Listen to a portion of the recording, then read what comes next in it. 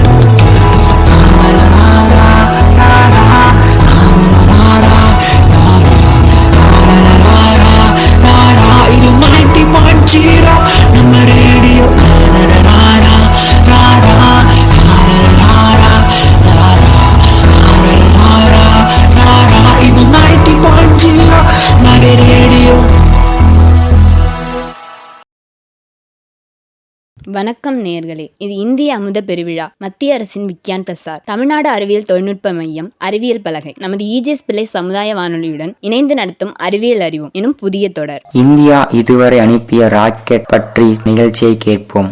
வணக்கம் நேயர்களே, என் பெயர் சுகன். முன்னாடி எல்லாம் நம்ம மக்களுக்கு செயற்கைக்கோள் பத்தின விழிப்புணர்வு இல்லாம இருந்துச்சு. இப்ப பல பேருக்கு அதை பத்தி தெரிஞ்சுக்க வாய்ப்பு இருக்கு. இருந்தாலும் செயற்கைக்கோள்னா என்ன அப்படின்றத பத்தி சொல்றீங்களா? பொதுவாகவே நம்முடைய நாட்டினுடைய வளர்ச்சிக்கு முக்கியமான பங்காற்றி இருப்பது நம்முடைய செயற்கைக்கோள்கள். செயற்கைக்கோள்களுடைய முக்கியத்துவம் என்பது இந்த நாட்டுக்கு ரொம்ப அளப்பரியது. இன்றைக்கு இந்தியா நம்முடைய நாடு உலக அரங்குல ஒரு மதிப்புமிக்க இடத்தை பிடிச்சிருக்கு அப்படின்னு சொன்னா, செயற்கைக்கோள்களுடைய முக்கியத்துவம் நமக்கு அறிந்து அதற்காக நாம் உழைத்து அதை தொடர்ந்து முன்னேற்ற அந்த துறையை தொடர்ந்து நாம் முன்னேற்றியதும் ஒரு முக்கியமான ஒரு காரணம். பொதுவாக செயற்கைக்கோள்கள் அப்படின்னா இந்த பூமியை சுற்றக்கூடிய அனைத்துமே நாம செயற்கைக்கோள்கள் அப்படின்னு தான் சொல்றோம். முக்கியமாக நாம அனுப்பக்கூடியது செயற்கையாக அனுப்புவதால் அது செயற்கைக்கோள்கள். அதுபோக அங்க இருக்கக்கூடிய கோள்களையும் நம்ம செயற்கைக்கோள்கள் அப்படின்னு தான் சொல்றோம். ஒரு நாட்டினுடைய அடிப்படை வளர்ச்சிகள், விவசாயம், கல்வி, மருத்துவம், இராணுவம், இதெல்லாம் இந்தியாவினுடைய அடிப்படை வளர்ச்சிக்கு ஒரு முக்கிய பங்காற்றினது. அந்த ஒவ்வொரு துறையினுடைய வளர்ச்சிக்கும் ஒரு முக்கியமாக இருந்தது இந்த செயற்கைக்கோள்கள். இன்றைக்கு செயற்கைக்கோள்கள் இல்லை அப்படின்னா நாம இன்றைக்கு பயன்படுத்தக்கூடிய ஒரு இன்டர்நெட்டோ அல்லது அது போல ஒரு சில விஷயங்களையும் நம்ம இணையதளத்துல சில விஷயங்களை தேடுறதோ அல்லது சில விஷயங்களை பார்க்கறதோ நிறைய தெரிஞ்சுக்க முடியாதுன்னு போயிருந்திருக்கும். இன்றைக்கு அடுத்த கட்ட செயற்கைக்கோள்கள் மூலியமாக டவர் இல்லாத ஒரு அலைபேசிகளை வந்து உருவாக்குவதற்கும் சில பேச்சுக்கள் போய் கொண்டிருக்கின்றன. அந்த அளவுக்கு இன்றைக்கு செயற்கைக்கோள்கள் பற்றியான ஆராய்ச்சியில் நம்முடைய இந்தியாவில் பெருகிட்டு இருக்குது. இப்போ செயற்கைக்கோள்னா என்னன்னு தெரிஞ்சுக்கிட்டோம். சரி, செயற்கைக்கோளை அனுப்ப முக்கியமா காரணமா இருந்த விஞ்ஞானிகள் பத்தி சொல்றீங்களா? இந்தியா செயற்கைக்கோள் அப்படின்னு பார்த்தோம் அப்படின்னா அதுல வரலாறு படைத்தவர்கள் விக்ரம் சாராபாய் ஆகட்டும், அதை தொடர்ந்து அப்துல் கலாம் அவர்களாகட்டும், அதை தொடர்ந்து திரு மயில்சாமி நாதுரை ஆகட்டும், திரு சிவன் ஆகட்டும், அது இன்றைக்கு இருக்கக்கூடிய வீரமுத்துவேல் ஆகட்டும், பல்வேறு அறிஞர்கள் இதை தொடர்ந்து பணியாற்றி முக்கியமாக தமிழகத்துக்கு ஒரு பெருமை சேர்த்தக்கூடிய விதமாக கூட செயல்பட்டு இருக்கிறார்கள். அதற்கு முன்னாடி இந்தியா வந்து விண்வெளித்துறையில வந்து ரொம்ப கஷ்டப்பட்டுட்டு இருந்த பொழுது வெளிநாடுகள்ல இருந்து நாம் செயற்கைக்கோள்களை வாங்கி அனுப்பின காலங்கள் போய் இன்னைக்கு நாமளே வந்து அந்த துறையில வந்து சிறந்து விளங்கி இருக்கிறோம். இந்தியாவினுடைய செயற்கைக்கோள்கள் ஆரம்ப கட்டத்திலிருந்து நாம அனுப்பிய செயற்கைக்கோள்களை தான் நாம் இன்னைக்கு பார்க்க போறோம். முதல் முறையாக இந்தியா வந்து செயற்கைக்கோளை அனுப்பினது வந்து 1975 ஆண்டு. அது வந்து ஆரியபட்டா அப்படிங்கிற ஒரு செயற்கைக்கோள் அதுதான் வந்து இந்தியாவினுடைய ஒரு முதல் இந்திய செயற்கைக்கோள்களா இருந்தது. செயற்கைக்கோள்கள் பற்றியான ஒரு மதிப்புமிக்க ஒரு தொழில்நுட்ப அறிவு வந்து நமக்கு வழங்குச்சு.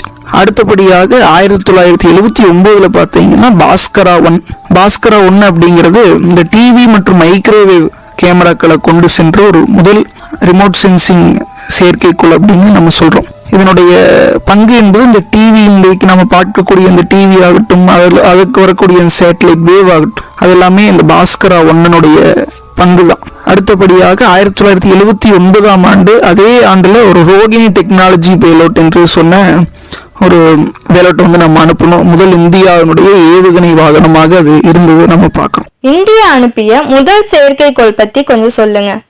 1980 ரோகிணி RS-1 அப்படிங்கிற ஒரு நாம செயற்கைக்கோள் அனுப்பி இந்தியாவினுடைய முதல் உள்நாட்டு செயற்கைக்கோள் ஏவுதல். அதுதான் வந்து அது வரைக்கும் வெளிநாடுகள் நாம வந்து ஒரு டிபெண்ட் பண்ணி இருக்க வேண்டிய ஒரு சூழல், அவர்களை எதிர்பார்த்திருக்க வேண்டிய சூழல். முக்கியமாக ரஷ்யா போன்ற நாடுகளில் வந்து அமெரிக்கா போன்ற நாடுகளில் வந்து நாம் எதிர்பார்த்திருந்த சூழல்ல முதல் உள்நாட்டு செயற்கைக்கோளாக இந்த ரோகிணி RS-1 இருந்தது 1980.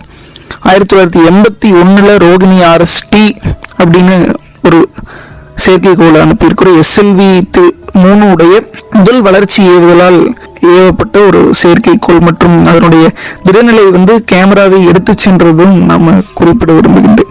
1981 ஏரியன் பயணிகள் பேலோட்ஸ் பரிசோதனை என்று சொல்லக்கூடிய ஒரு செயற்கைக்கோள் முதல் சோதனை தகவல் தொழில்நுட்ப செயற்கைக்கோளாக அது இருந்ததை நம்ம பார்க்கிறோம்.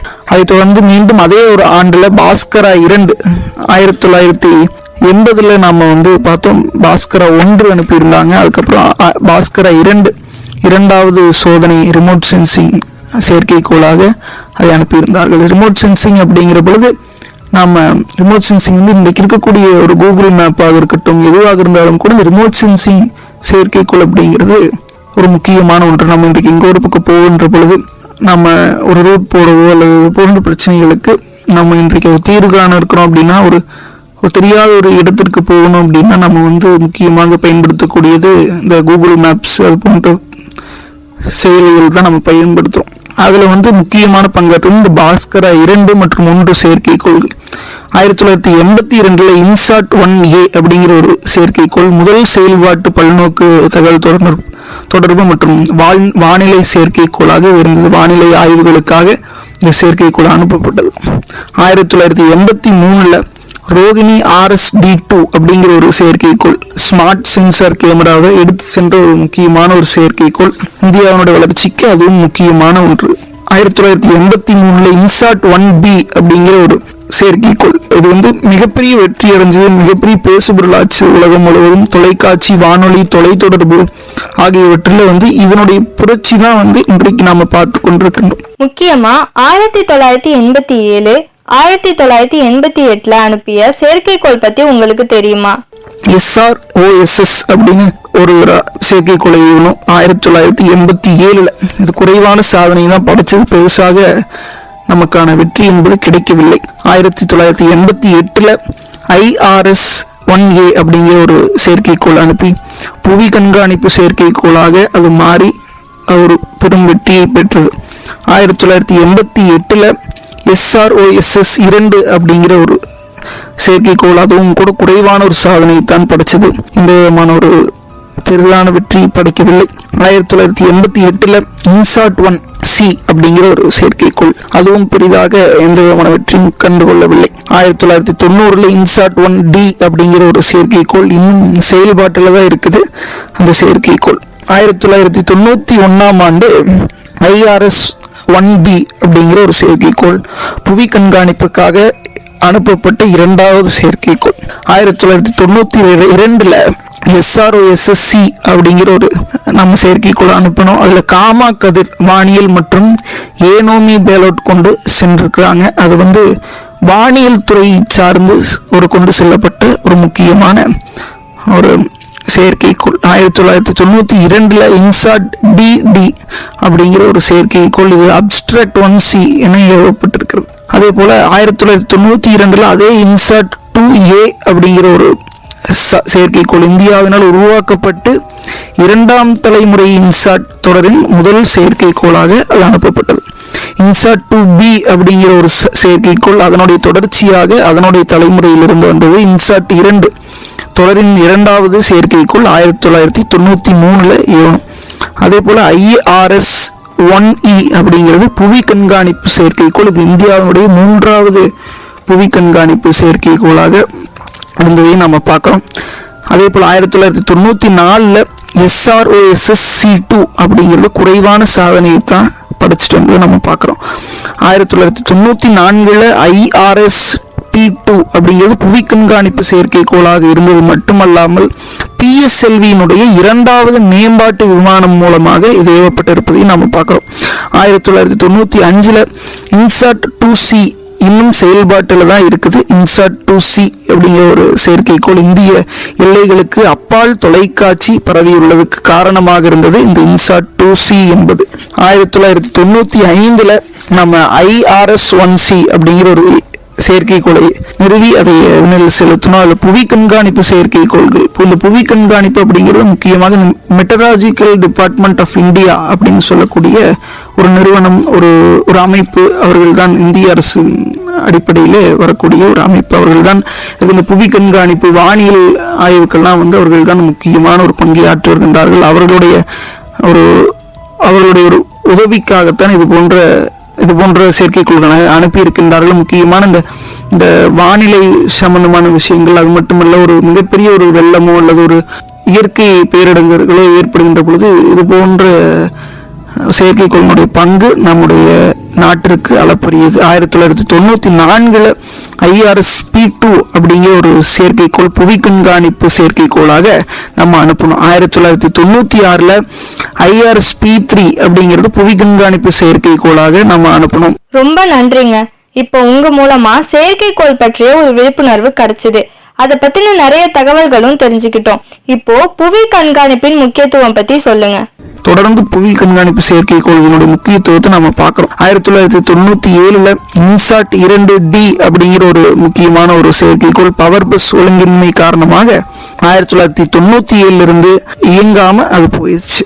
1997 மீண்டும் IRS-1D அப்படிங்கிற ஒரு செயற்கைக்கோள் மீண்டும் புவி கண்காணிப்பு செயற்கைக்கோளாகவே அனுப்பி புவியினுடைய வெப்பத்தையோ அல்லது புவியினுடைய அந்த சீற்றத்தையோ கண்காணிப்பதற்காக இது முக்கியமான ஒரு செயற்கைக்கோளாக பார்க்கப்படுகின்றது. 1999 இன்சாட் 2E அப்படிங்கிற ஒரு செயற்கைக்கோள் பல்நோக்கு தொடர்பு மற்றும் வானிலைக்காக அனுப்பப்பட்ட ஒரு செயற்கைக்கோள். 1999 IRS-P4 ஓசியன் செட் அப்படிங்கிற ஒரு செயற்கைக்கோள் அனுப்பி multi frequency scanning, microwave radiometer மற்றும் ஓஷன் கலர் மானிட்டரை சுமந்து செல்லும் ஒரு புவி கண்காணிப்பு செயற்கைக்கோளாக இது இருந்ததை நம்ம பார்க்கிறோம். 2000 இன்சாட் 3B அப்படிங்கிற ஒரு செயற்கைக்கோள் பல்நோக்கு தொடர்பு செயற்கைக்கோளாக இது அனுப்பப்பட்டிருக்கின்றது. 2001 GSAT-1 அப்படிங்கிறது GSLV-D1 முதல் மேம்பாட்டு விமானத்திற்கான ஒரு சோதனை செயற்கைக்கோளாக இது இருந்தது. 2001ஆம் ஆண்டு தொழில்நுட்ப பரிசோதனை செயற்கைக்கோள் TES என்று சொல்லக்கூடிய புதிய எதிர்வினை கட்டுப்பாட்டு அமைப்பு, உயர் முறுக்கு வினை சக்கரங்கள் மற்றும் அணுகுமுறை மற்றும் சுற்றுப்பாதை கட்டுப்பாட்டு அமைப்பு ஆகியவற்றை சோதிக்கக்கூடிய வகையில் இந்த செயற்கைக்கோள் அனுப்பணும். 2001ஆம் ஆண்டுல இன்சாட் 3C என்று சொல்லக்கூடிய இன்சாட் 2Cயின் சேவைகளை தொடர்ச்சியை வழங்கவும் தற்போதுள்ள தகவல் தொடர்பு ஒளிபரப்பும் திறனை அதிகரிப்பதற்காகவும் கூட இந்த இன்சாட் 3C என்று சொல்லக்கூடிய ஒரு செயற்கைக்கோள் அனுப்பப்பட்டது. கல்பனா 1 என்ற செயற்கைக்கோள் பத்தி ஏதாவது தெரியுமா? அதை பத்தின தகவல் இருந்தா எங்களுக்கு கொஞ்சம் சொல்லுங்களேன். 2002 கல்பனா 1 என்று சொல்லக்கூடிய மெட்சாட் என்று சொல்லக்கூடிய செயற்கைக்கோள் இந்தியா விண்வெளி ஆராய்ச்சி நிறுவனத்தால் உருவாக்கப்பட்ட முதல் வானிலை செயற்கைக்கோளாக இருந்ததையும் நாம பார்க்கிறோம். அடுத்ததாக இன்சாட் 3A அப்படிங்கிற ஒரு செயற்கைக்கோள் கல்பனா 1 மற்றும் இன்சாட் 2E உடன் தகவல் தொடர்பு, ஒளிபரப்பு மற்றும் வானிலை சேவைகளுக்காக பல்நோக்கு செயற்கைக்கோளாக அனுப்பியிருக்கிறோம். இன்சாட் 3A 2003ஆம் ஆண்டுல. அதே போல 2003ஆம் ஆண்டுல ஜிசாட் 2 என்று சொல்லக்கூடிய GSLVயின் 2வது வளர்ச்சி சோதனை ஓட்டத்திற்கான ஒரு சோதனை செயற்கைக்கோள் GSLV உடைய சோதனை செய்வதற்காக இந்த செயற்கைக்கோள் அனுப்பப்பட்டதையும் நம்ம பார்க்கிறோம். அடுத்தபடியாக 2003ஆம் ஆண்டு இன்சாட் 2 நாம பார்த்தோம். இன்சாட் 3E அது தற்போது இருக்கக்கூடிய இன்சாட் அமைப்பை அதிகரிப்பதற்கான தகவல் தொடர்பு செயற்கைக்கோளாக இருக்கிறது. 2003ஆம் ஆண்டு ரிசோர்சாட் 1 IRS-P6 என்று சொல்லக்கூடிய ஒரு செயற்கைக்கோள் அது மிகவும் மேம்பட்டதாக இருப்பதையும் நம்ம பார்க்கிறோம். ரிமோட் சென்சிங் செயற்கைக்கோளாக இருக்குது. 2004ஆம் ஆண்டு எடுசாட் என்று சொல்லக்கூடிய GSAT 3 முக்கியமாக கல்விக்காக பிரத்யேகமாக இந்தியாவினுடைய முதல் செயற்கைக்கோளாக இருந்ததை நம்ம பார்க்கிறோம். 2005 ஹம்சாட் தேசிய மற்றும் சர்வதேச சமூகத்திற்கான வானொலி சேவைகளுக்கான மைக்ரோ சேட்டலைட் என்று சொல்லக்கூடிய ஹம்சாட்டையும் நம்ம அனுப்பியிருக்கோம். இது சர்வதேச சமூகத்திற்கான வானொலி சேவைகளுக்கு இது முக்கியமாக மேம்படுத்துவதற்காக அனுப்பப்பட்ட ஒரு செயற்கைக்கோள். 2005ஆம் ஆண்டு கார்டோசாட் 1 என்று சொல்லக்கூடிய புவி கண்காணிப்பு செயற்கைக்கோள். 2005ஆம் ஆண்டு மீண்டும் இன்சாட் 4A என்று சொல்லக்கூடிய நேரடியாக வீட்டிற்கே டிவி ஒளிபரப்புவதற்கான ஏற்பாடுகளை செய்து கொடுத்த ஒரு செயற்கைக்கோள் இந்த இன்சாட் 4A. 2006ஆம் ஆண்டுல இன்சாட் 4C என்று சொல்லக்கூடிய ஒரு செயற்கைக்கோள் ஜியோ சின்க்ரோன்ஸ் தகவல் மற்றும் தொடர்பு செயற்கைக்கோளாக இது இருந்ததையும் நாம பார்க்கிறோம். 2007ஆம் ஆண்டு கார்டோசாட் 2 என்று சொல்லக்கூடிய தொலைநிலை உணர்திறன் செயற்கைக்கோள் ஏந்தி செல்லும் பஞ்ச ரோமடி கேமரா என்று சொல்லக்கூடிய அந்த கேமராவையும் அது ஏந்திட்டு போனதை நம்ம பார்க்கிறோம். 2007ஆம் ஆண்டு SRE-1 space capsule recovery experiment என்று ஆங்கிலத்தில் கூறுவார்கள். மைக்ரோ கிராவிட்டி நிலைகளில் மைக்ரோ கிராவிட்டின்னு சொல்லுவது புவியீர்ப்பு அந்த மைக்ரோவா இருக்கக்கூடிய கம்மியாக இருக்கக்கூடிய அந்த நிலைகளில் சோதனைகளை செய்வதற்காக இது முக்கியமாக அனுப்பப்பட்டது. சுற்றுப்பாதை தளத்தை காட்ட செயற்கைக்கோளை சோதிக்கவும் கூட இது அனுப்பியிருக்கிறாங்க. 2007ஆம் ஆண்டு இன்சாட் 4B என்று சொல்லக்கூடிய இன்சாட் 4A போன்ற ஒரு முக்கியமான ஒரு செயற்கைக்கோள். இன்சாட் 4A எதுக்கு அனுப்பப்பட்டது என்று சொன்னால் வீட்டிற்கே நேரடியாக டிவி ஒளிபரப்பு பண்ணுவதற்காக நாம் பார்த்தோம். அதே போல இதையும் அனுப்பியிருக்கின்றார்கள். இன்சாட் 4CR என்று சொல்லக்கூடியது அதுவும் மீண்டும் கூட அந்த ஜியோ சின்க்ரோன்ஸ் தகவல் தொடர்பு செயற்கைக்கோளாக இருந்ததையும் நம்ம பார்க்குறோம். அதே போல IMS-1 என்று சொல்லக்கூடிய செயற்கைக்கோள் குறைந்த விலை மைக்ரோ செயற்கைக்கோளாக இது இருந்தது. 2008ஆம் ஆண்டுல இந்த செயற்கைக்கோள்லாம் அனுப்பப்பட்டது. 2008 மீண்டும் சந்திராயன் 1 முதலாக சந்திர ஆய்வுக்காக அனுப்பப்பட்டது. இந்தியாவினுடைய முதல் சந்திர ஆய்வு செயற்கைக்கோளாக இருந்தது. அப்படி தமிழகத்தினுடைய நாயகனாக இருந்த சிவன் அவர்களுடைய தலைமையில் இஸ்ரோ இருந்த பொழுது இது அனுப்பப்பட்டது. இந்தியாவினுடைய 2வது சந்திர ஆய்வு பணிக்காக இது அனுப்பப்பட்டது. அது தோல்வி தழுவினாலும் கூட அதனுடைய பணிகள் தொடர்ந்து நாம் பார்க்கலாம். அதே போல சந்திராயன் 1 நம்முடைய தமிழ்நாட்டைச் சேர்ந்த திரு மயில்சாமி அண்ணாதுரை அவர்கள் இருந்ததை நாம குறிப்பிட விரும்புகின்றேன்.